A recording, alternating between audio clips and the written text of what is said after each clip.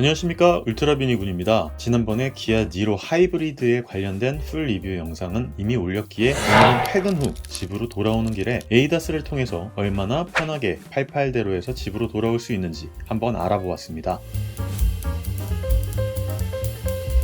기본적으로 현기 제네시스의 에이다스는 로컬 특성상 한국 도로에서의 편안함이 훨씬 확실히 있습니다.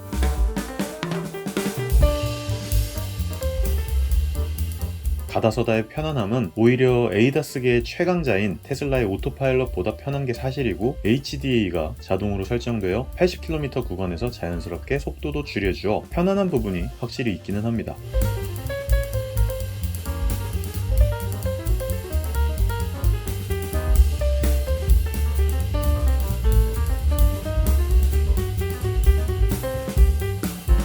다만 이런 구간에서 말도 안 되게 갑자기 차선을 놓친다거나 하는 생각지도 못한 상황에서 어느 순간 차선을 안 물고 가는 상황이 발생하여 분명히 에이다스를 켜놨는데 라고 생각을 하다가도 위험해지는 상황이 벌어지기도 하니까 꼭 전방 주시하시고 에이다스가 제대로 켜져 있는지 차선을 물고 있는지도 지속적으로 확인하며 주행 보조 장치로 운행하셔야 안전한 운행을 하실 수 있습니다.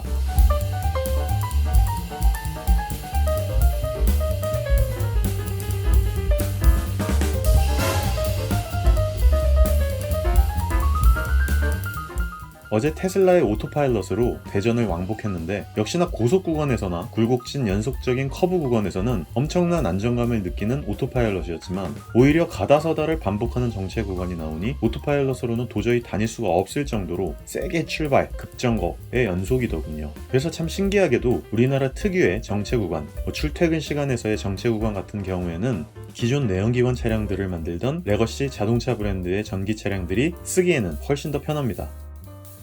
정리해보자면 우리나라 현기 제네시스 혹은 벤비아, 폭스바겐 그룹 다 포함해가지고 레거시 브랜드들의 에이다스는 정체 구간에서는 쓰기가 굉장히 좋고, 고속 구간이나 연속적인 커브 구간에서는 테슬라의 오토파일럿이 훨씬 쓰기가 좋다, 이 정도로 요약해볼 수 있겠습니다.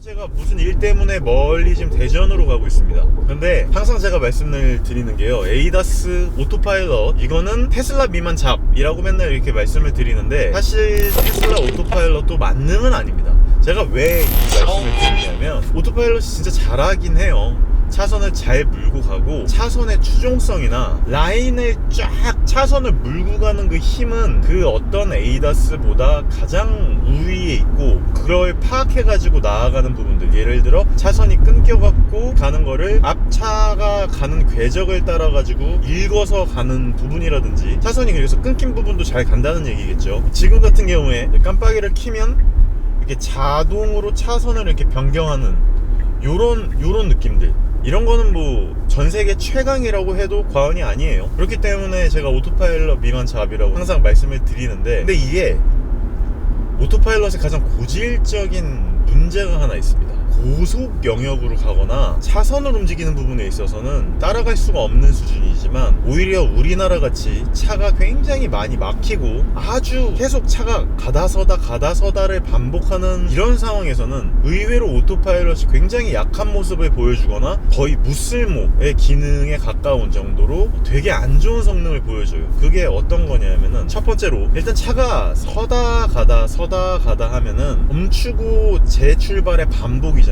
근데 오토파일럿 같은 경우에 그걸 진짜 제대로 못합니다. 멈출 때 되게 급브레이크를 밟고요, 다시 출발을 할 때 급출발을 합니다. 그러다 보니까 사람이 환장해요. 그래서 덜컹 멈췄다가 덜컹 멈췄다가 막 이럽니다. 오히려 현대기아, 벤비아, 폭스바겐 그룹에서의 가다서다가 가능한 에이다스의 경우에 훨씬 부드럽게 제가속도 하고 앞차와의 간격 유지를 통해서 멈추는 그런 부분에 있어서는 테슬라의 오토파일럿보다 훨씬 부드럽게 가감속을 합니다. 그 부분이 굉장히 오토파일럿과 다른 부분이라고 할 수 있겠고요. 그게 뭐 이렇게 또 말씀하시는 분들이 분명히 계실 거예요. 테슬라 같은 경우에는 워낙 초반 토크가 좋기 때문에 확 출발을 하는 거고, 멈출 때도 회생제동이 좋기 때문에 탁 멈추는 거다, 뭐 이렇게 말씀을 하시는 경우가 있는데, 그건 전혀 틀린 얘기고요. 제대로 말씀을 드리려면 멈출 때 스무스하게 멈춰주질 않고요, 브레이크가 드르륵 소리가 들릴 정도로 멈춰줍니다. 그리고 제가속을 할 때도 직접 운전을 할 때는 스무스하게 밟고 움직이면 스무스하게 움직이거든요. 그렇기 때문에 제가 직접 컨트롤을 하게 되면 문제가 생기지 않는 가감속에 대해서의 울컥거림이 전혀 발생을 하지 않는데, 오토파일럿이 그런 부분에 있어서 굉장히 취약한 부분을 보여주기 때문에 오히려 이런 한국 실정의 출퇴근 시간이라든지 잘 뚫리지 않고 굉장히 가감속이 많은 정체 구간에 있어서는 오토파일럿이 자기의 힘을 제대로 발휘하지 못한다, 아니다,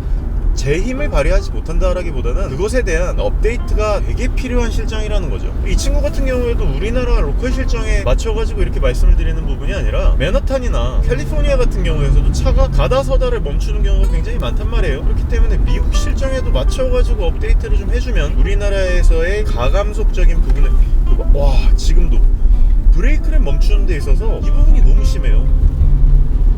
이 부분에 대해서는 한번 꼭 말씀을 드리고 싶었습니다. 오히려 타 회사, 타 브랜드 회사에서의 에이다스가 이런 부분에 있어서는 훨씬 더 좋은 부분이라고 말씀을 드릴 수 있겠습니다.